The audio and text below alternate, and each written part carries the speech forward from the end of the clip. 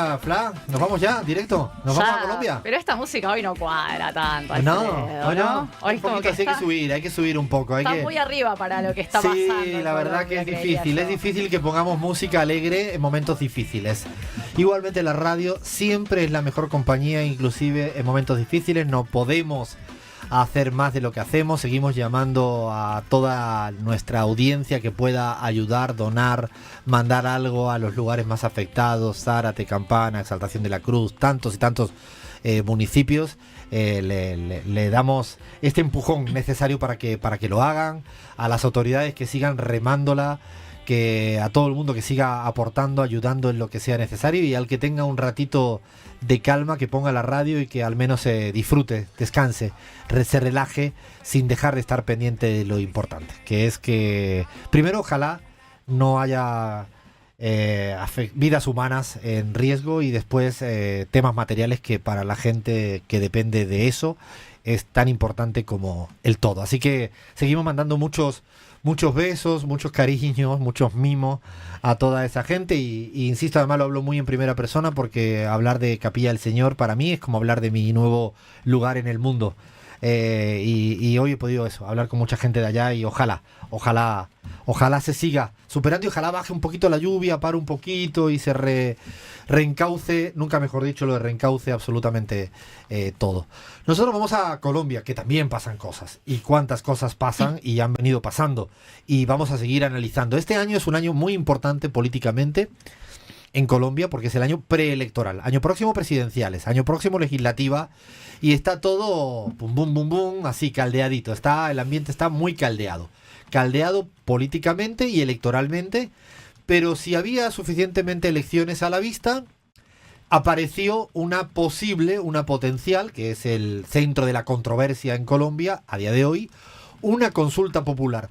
Que yo quisiera parar un momento la pelota y decir que cuando no puedes lograr lo que quieres lograr por la vía legislativa ordinaria, si tú tienes una figura constitucional que es consultar a la ciudadanía, ¿por qué no intentarlo? ¿Por qué no intentarlo? La política es intentar también las cosas. Yo a veces creo que no siempre es lograr un poroteo, no, unas sumas y restas en el Congreso. Eso es el objetivo, pero intentar es hacer política, y Gustavo Petro lo está intentando. Sí, efectivamente, Alfredo. Me parece interesante primero que delimites que hay elecciones el año que viene, porque recordemos que todo esto también viene un poco de las elecciones 2022, ¿no? Donde también para mí quedó un campo medio conflictivo entre poder ejecutivo y poder legislativo. Poder ejecutivo apostaba por el cambio en 2022, reformas, pacto histórico, todo esto de la hora del pueblo, digamos, y el poder legislativo no podríamos decir exactamente lo mismo. Ya vimos durante este tiempo de gobierno que le ha hundido bastantes reformas que Petro ha intentado sacar, y Petro por todos lados justamente intenta, si el poder legislativo no acompaña, seguir, por supuesto siempre dentro de las vías legales, llevando adelante las reformas que quiere hacer. Una de las reformas que hemos hablado mucho, no sé si te acordás, fue la reforma laboral, que ya la Comisión Séptima del Senado la había hundido. Y Petro dijo, bueno, tengo otra posibilidad, que es hacer una consulta popular. O sea, no por nada digo la hora del pueblo, porque realmente lo que quería Gustavo Petro era presentarle la consulta al pueblo, y esto es lo que quiso hacer. Estamos hablando de las mejoras básicas en derechos laborales. Por ejemplo, si trabajas más horas extras de las que ya te toca, que te las paguen un poquito más. ¿No? Si trabajas un feriado, pues también que te lo tengan en cuenta. Si para hay una parte de la población que tiene minusvalía, discapacidades y demás, que se le permite una cuota determinada. Estamos hablando de derechos laborales que ya han sido logrados en los grandes países del mundo. No estamos pidiendo, no es que Petro ha pedido que todas las empresas contraten 1 millón de empleados con salarios multimillonarios, no. Cosas muy básicas es lo que hoy en día está en juego. Efectivamente. Bueno, ¿cómo quería Gustavo Petro llevar esto adelante después de que ya lo hundieran por todos los lugares posibles? Presentó el 1 de mayo, Día del Trabajador y la Trabajadora, no menor, ¿no? El día de la presentación, ante el Congreso, la idea de hacer una consulta popular, los 12 puntos de la consulta popular, que era lo que él quería debatir con el pueblo. ¿Qué pasa? El Congreso tenía que votar el sí o no a la consulta popular. O sea, ellos, los mismos que ya habían dicho no a la reforma, ¿qué te parece que dijeron cuando le dijeron quiero que el pueblo opine sobre la reforma? No, Porque esto es dictadura. O sea, si tú quieres que el pueblo opine, o sea, pedir que el pueblo vote sobre algo es ser dictador. efectivamente. Un Entonces, argumento difícil de entender y de explicar, pero es que estamos así, ¿eh? sí, sí, efectivamente pedir el voto del pueblo para ellos era imposible y dijeron, no, no, voy a hacer todas las vías ilegales o cuanto menos cuestionables y fraudulentas para que esta votación sea de la manera menos democrática posible. Es decir, recordemos lo que estamos hablando, se tenía que votar en el Congreso por el sí o por el no a la consulta popular sobre la reforma laboral y se terminó votando por el no. Los números, así si queremos hablar de poroteo, fueron 49 senadores en contra y 47 a favor. Eso sí te tuviera que decir los números. Ahora si querés, te cuento qué pasó para llegar a esos números. O sea, votaron que no a que se haga la consulta popular respecto al avance en derechos laborales y lo peor de todo esto no solo es que dijeron que no, sino que hicieron todas las artimañas y trampas para lograr esa votación que no. Algunos ejemplos. Algunos ejemplos nomás, de hecho pueden después leer lo que dijo Gustavo Petro, que de hecho estaba en la cumbre de CELAC y tuvo tiempo para hablar y salir a decir esto es fraudulento y se hunde la consulta pero por fraude y cuenta algunos ejemplos, pero así rapidito. Por ejemplo, el escaso tiempo de votación que tuvo cada uno de los senadores fue poco más de 2 minutos cuando hay por ley habilitados hasta 30, Alfredo, o sea, de por sí ya estamos hablando de un tiempo muy distinto. Segundo, que cuando se cierra la votación, un voto se puede ver en la transmisión de la plenaria, cambia del sí al no. O sea, permitime dudar, ¿no? Hubo 96 votos, aunque había 97 senadores presentes al momento de votar. Se modificó el orden del día antes de ingresar. O sea, empecemos a decir que no se dio todo en el marco de lo regular y lo que estamos esperando. O sea, de repente llegas allá para hablar de una cosa y te dice ahora tienen que votar de otra. De repente te quitan el tiempo disponible legalmente para discutir este tipo de cuestiones. De repente hay un voto que se cambia de bando. De repente se achica el periodo de votación. O sea, lo que ha planteado el presidente Petro y toda su buena parte de su gabinete es decir, vamos a rehacer la votación. Pero le han dicho que no y ahora hay que lanzarle un poco la pelota adentro de un mes. Ahora dentro de un mes, por un poco establecer los plazos legales Sí. de la Cámara de Representantes que le dicen en Colombia, estamos ahí.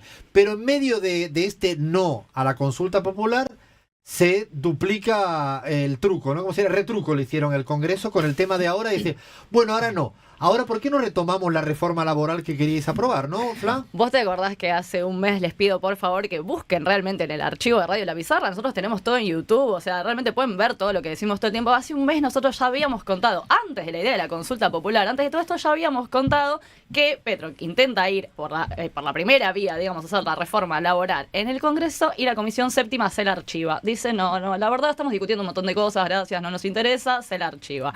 Queda archivada. Pasa este tiempo, Petro redobla la apuesta y dice, bueno, ok, vos la archivás, yo la voy a consultar al pueblo. Y ella dice, no, pará, ¿y si la, ¿Y si la retomamos? revivimos? Como que tengo una idea buenísima, hace un mes que tenemos este debate pendiente, entonces mejor que retomemos lo que hace un mes. Yo mismo te dije que no quería retomar. Yo no sé, Flavia, dudar. si es legal o no legal, porque no soy experto. Lo que tengo clarísimo es que no es legítimo. Políticamente hablando, no es legítimo. Y me interesa más políticamente hablando que si es una discusión leguleya, a mí me excede y no tengo ninguna intención en dar ninguna clase magistral. Legítimamente, esto no se puede hacer. Es decir, si tú le tumbas una reforma laboral, el Ejecutivo busca la vía de una consulta popular y ahora dicen no, porque pareciera que lo que están es jugando con los tiempos Sí, totalmente. legislativos para evitar que se produzca, primero, que la gran parte del pueblo que necesita ampliar derechos laborales las tenga. Segundo, que pareciera que le salió una suerte de efecto boomerang de rechazar la reforma laboral porque no quieren que haya una cita electoral en torno a algo que a la ciudadanía le importa, le interesa. Es como que no quieren. De hecho, entonces estamos en el límite. Déjame preguntarle a Gaby, que ha tenido mucha experiencia de presidenta del Senado en Bolivia, que es tan fuerte el poder de maniobra a veces que tiene un legislativo para hacer ilegítima este proceso, Gaby. Bueno, Alfredo, yo creo que a veces cuando los pueblos reforman sus constituciones, etcétera, dejan demasiado peso a los poderes constituidos y poco peso a la posibilidad de que el pueblo se pronuncie directamente. Eh, Porque si uno quiere hacer una consulta popular, no debiera tener que pedirle a un poder constituido como es el legislativo. Eh, lo digo como base del debate constitucional. No estoy entrando al debate leguleyesco, sino político. Eh, el hecho de que dentro de un procedimiento para acceder a una consulta popular se tenga que tener el visto bueno de un poder constituido como es el legislativo, le va a limitar siempre al pueblo la posibilidad de llegar hasta ese punto de poder hacer una votación. Ese es un primer elemento. Y un segundo elemento de fondo para mí es que, como tú decías, creo que lo que quiere la derecha colombiana es cerrarle la puerta tanto al pueblo como a Petro de que pueda haber una elección que fortalezca al gobierno de Petro, rumbo también a un proceso electoral del 2026. Un éxito electoral en una consulta sería una muy mala noticia para la derecha en Colombia y por eso evitan a toda costa que el pueblo se pueda pronunciar. Y ojo, eso no está pasando solamente en Colombia. El hecho de que nuestras constituciones establezcan mecanismos directos no garantiza que los poderes constituidos le limiten el derecho al pueblo de decidir con su voto. Fíjate que en la línea de lo que planteas, Gaby, un ejemplo también de esta semana es que después de, creo que del 1991 hasta el 2025, ayúdenme a hacer cuentas, son de 34 años, en la Constitución colombiana, que era una de las más progresistas de América Latina y del mundo en su momento, había planteado que el territorio indígena tuviera lo que se llama la entidad territorial indígena, que es una suerte de autonomía indígena para controlar y tener competencias en el territorio. Desde el 91 está aprobado eso en la Constitución, y los poderes constituidos, por seguir en la línea de lo que plantea Javi, no lo habían ejecutado. Gustavo Petro lo ha hecho esta semana. Esta semana Gustavo Petro ha logrado ese declaración de intenciones de la Constitución. Por eso cambiar es tan difícil. Sí, también quería decir algo, Alfred, en la línea de lo que decís vos y justamente de lo que dice Gaby, hablando de las constituciones y de los mecanismos que tiene y de cómo determinados gobiernos quieren darle poder al pueblo. Después de todo esto que sucedió, ¿sabes a lo que convocó? Y esto realmente a mí me llamó mucho la atención, porque me hacía acordar a cuando estudiaba historia, pero ¿sabes a lo que convocó Gustavo Petro? Convocó al pueblo a cabildos abiertos. Que los cabildos abiertos también son mecanismos de participación democráticas establecidos constitucionalmente y que si bien no tienen carácter vinculante, para mí lo que hacen un poco es ampliar la participación política y ciudadana. O sea, Petro está en modo, yo quiero escucharlos. De hecho, él mismo va a ir a uno de los cabildos abiertos y él está en modo de que venga el pueblo, que nos diga el pueblo las cosas, y yo no tengo miedo a eso. Así que para mí eso también es para pensar. De hecho, recuerdo la vez que estuvo Gustavo Petro en una entrevista con nosotros en La Pizarra, no la última, sino la anterior. Hemos tenido la suerte de tener al presidente de Colombia más de una vez aquí en los micrófonos de La Pizarra. Nos dijo que solo podía cambiar las cosas si tenías un pueblo comprometido y politizado y en movimiento. Y esto que plantea Fla de esta salida buscando cabildo, solo va a ser así, no solo ganando elecciones, es posible. De hecho, hay una entrevista que recomiendo encarecidamente de Juan Piz, que imita a un ultra concheto, riquísimo, uribista. Entrevista la semana pasada a Gustavo Petro. Es imperdible. Es imperdible. Y Gustavo Petro, cuando una pregunta le hace el ricachón, así cómico, le dice, pero tú tienes todo el poder del mundo. Él dice, no, eso la tienen las grandes empresas de este país. Y yo creo que ganar una elección es un primer paso para transformar la correlación de poderes, y Gustavo Petro la sigue intentando, y ahora estoy hablando de la primera persona, de Gustavo Petro, porque creo que es el que más lo está intentando.